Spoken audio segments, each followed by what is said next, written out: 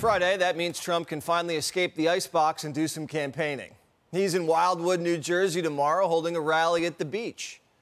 On Saturday, we have a tremendous rally, and I hope you're all going to be there. It's in Wildwood, New Jersey, where there's going to be a big crowd, and we're going to be saying a lot. Johnny will be there asking questions, and you'll see that on Monday. Somehow, the guy who's locked up in court 4 days a week's talking to more voters than Biden. Trump warmed up for his rally outside of court today. He lies about everything, including his golf game, because he can't hit a ball. He can't hit a ball 100 yards. Lies about everything. This time in 2020, Biden was up by 4 nationally. Today, he's down by 1.5 points. I don't make predictions anymore, but it's not looking good for Biden in November. CNN sees it too. They're already planting the seeds to blame Russia if Trump wins. The FBI says that it is monitoring whether U.S. support for Ukraine would lead Russia to take more risks in potentially interfering in the 2024 presidential election. You have the possibility of the Russians being incentivized to actually intervene in a way that would help Republicans who would be adverse to additional Ukraine aid if elected, and to hinder the prospects of Democrats. That was Ozempic McCabe. Good to see him. Looking great. Russia isn't helping Trump. Biden is. He's completely splintered Democrats' once rock-solid base. Young people, blacks, Muslims, used to be loyal to the Democrats. Now they're angry. College kids and Muslims call Biden Genocide Joe. Biden tried winning them back by threatening to cut off aid to Israel, but that wasn't enough. They want to see Israel wiped off the map. By caving to the campus caliphate, he slapped his Jewish mega donors in the face. One billionaire backer wrote a letter to Biden saying this, quote, bad, bad, bad decision on all levels. Let's not forget that there are more Jewish voters who care about Israel than Muslim voters that care about Hamas. The only thing Israel and Hamas have in common is that they don't like Biden. Now House Republicans are cooking up an impeachment because just like Democrats accused Trump of doing, Biden withheld aid to an ally to help himself politically. I'm going to go ahead and preface this by saying 98% of the language that is in my impeachment articles was actually drafted by Representative Jerry Nadler, who I hope will support this, given the fact that they set the precedents with their own words.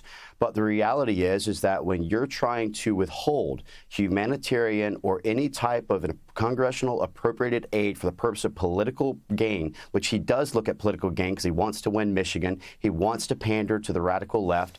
And after all of that, Israel's prime minister says he'll do whatever he wants. We will do what we have to do to protect our country, and that means protect our future. If Israel has to stand alone, we'll stand alone. Biden loses votes every time Israel drops a bomb on Hamas. Joe's supposed to give the commencement address at a historically black college, Morehouse, just in a couple of weeks. But now the students are warning him, don't come. About 50 people gathered here on the edge of Morehouse College's campus to protest President Joe Biden, who is set to speak during the commencement later this month. The general feeling on the ground is that we don't want him here. We already did not like Biden because of his policies when it comes to policing and mass incarceration. And frankly, the issue on Cop City and the genocide in Palestine are just the straw that broke the camel's back. Everyone's focused on the Mideast and protests, but the border is still a huge issue. A group of House Democrats are begging Biden to do something about it.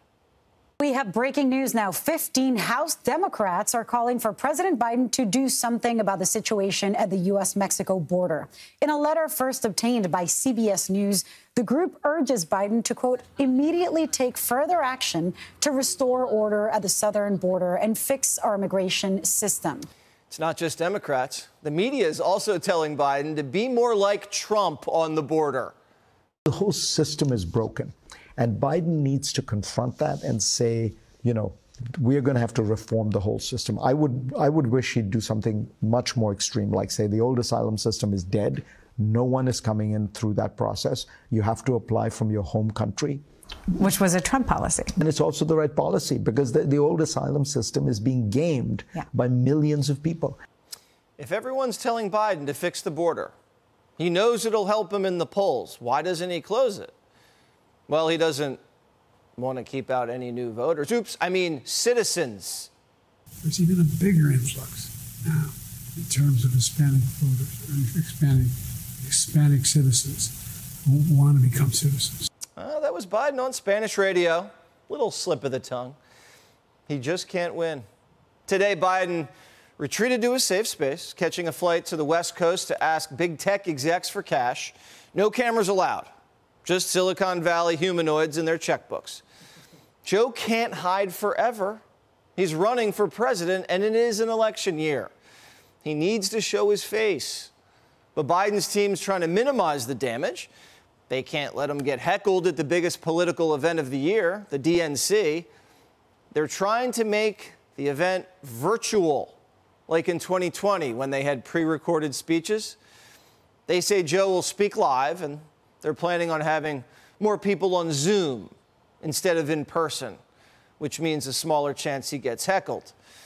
This will smother whatever sliver of excitement was left for the convention. Democrats were all for the summer of love in 2020 when it was hurting Trump, but now that the mob turned on them, they're hiding in the bomb shelter. Click here to subscribe to the Fox News YouTube page to catch our hottest interviews and most compelling analysis. You won't get it anywhere else.